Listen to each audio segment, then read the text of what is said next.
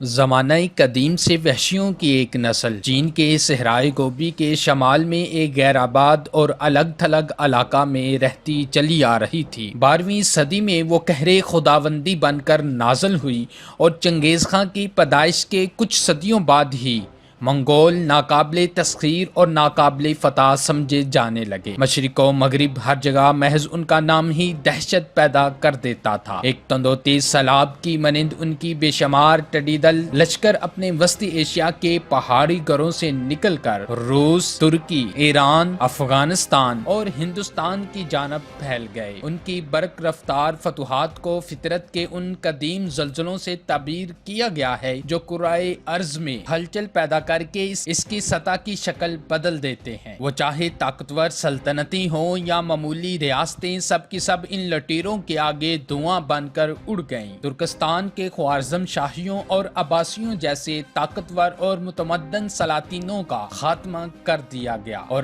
آخری خلیفہ مستعصم باللہ روند کر مار ڈالا گیا۔ تاریخی زمانے کا کوئی حملہ اپنے تمام ہیبت ناکیوں اور دورس نتائج کے اعتبار سے منگولوں کے حملے کا مقابلہ نہیں کر سکتا۔ انہوں نے آبادیاں نیست و نابود کر دی اور تہذیبیں مٹا ڈالی۔ اپنی تاریخ کے ابتدائی زمانے میں منگول خستہ حال خانہ بدوشی کی زندگی گزار رہے تھے، مویشیوں اور گوروں کو پالتے تھے اور تہذیب کے ترازو میں بہت ہلکے تھے۔ منگول زرد جلد، ابری ہوئی گالوں کی ہڈیاں، چوڑا چہرہ، سیاہ گنگریالے بال، ترچھی آنکھیں، لمبے کان اور گول کھوپڑی رکھتے تھے۔ ان کے ملک کی آب و ہوا نے ان کی جلد کو زرد بنا دیا تھا۔ وہ بنیادی طور پر گندمی نسل سے تھے۔ مرد شاید ہی کبھی نہاتے ہوں، عورتیں کبھی نہیں نہاتی تھیں۔ اس کا نتیجہ یہ تھا کہ منگولوں میں سب سے عام بیماری خارش تھی۔ وہ ہر قسم کا گوشت کھا لیتے تھے، اس میں انسانی گوشت بھی شامل تھا۔ منگول غیر معمولی تضادات کا مجموعہ تھے۔ جب انہیں موقع ملتا تو وہ انتہائی سست اور کاہل بن جاتے تھے، لیکن جب انہیں کام کرنے کا کہا جاتا تو وہ بے حد محنت بھی برداشت کر سکتے تھے۔ جب کھانے پینے کی اشیاء فراہم ہوتی تو وہ بڑے پیٹو تھے، لیکن وہ کھائے پیے بغیر کئی دن گزار سکتے تھے۔ قدرت کی طرف سے انہیں بے حد قوت برداشت ملی تھی۔ وہ ایک ہی وقت میں 40 گھنٹے تک گھوڑے کی پیٹھ پر بیٹھ کر سفر کر سکتے تھے۔ منگول عورتیں سخت محنت کرتی تھیں اور سماج میں اچھے مقام کی مالک تھیں۔ وہ گھریلو کام کرتی تھی، مردوں کے ساتھ شکار کو جاتی تھی، حتیٰ کہ میدان جنگ میں لڑتی بھی تھی۔ منگولوں کا خاص مشغلہ جو ان کی طاقت اور جوانمردی کا اصل سبب تھا، شکار، فوجی مشقیں اور سچ مچ جنگ و جدل تھا۔ چنگیز خان وہ شخص تھا جس نے کاہل اور غیر مہذب منگولوں کو ایک جنگجو قوم بنا دیا۔ اس نے اپنی افواج کو انتہائی سخت ضبط کے ساتھ تربیت دی کہ ایک ہی صدی میں منگول ایشیا اور یورپ دونوں جگہ حکومت کرنے لگے۔ اس کے علاوہ چنگیز خان نے منگولوں کو ایک مجموعہ قوانین دیا جس پر بڑی شدت سے عمل ہوتا تھا۔ مختصر یہ کہ اس فاتح اور بانی قوانین نے جامد منگولوں کی قوت برداشت اور بہادری کے اوصاف کو اچھی طرح استعمال کیا اور ان کو دنیا کے ممتاز جنگجوؤں میں بدل دیا۔ ابتدائی منگولوں میں قصبوں اور شہروں کا وجود نہیں تھا۔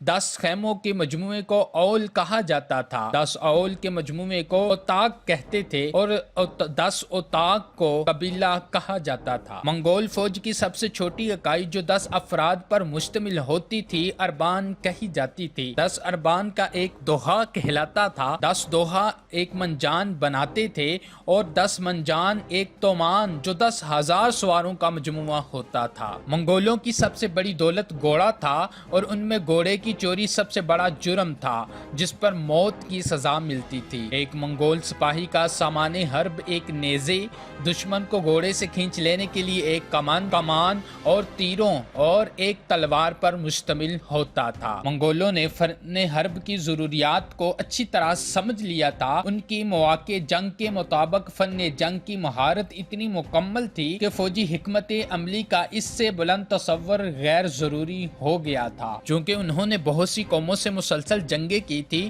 جو فن حرب کے مختلف طریقے اختیار کرتی تھی، اس لیے تجربہ نے ان کو ناقابل تسخیر بنا دیا تھا۔ فتح کے بعد منگولوں کی غارت گری کی کوئی حد نہیں تھی۔ ان کا ایک ہی مقصد تھا کہ وہ شہروں کو صحرا بنا دیں اور کسی انسان کو نہ چھوڑیں جو ان کے پیچھے سر اٹھا سکے۔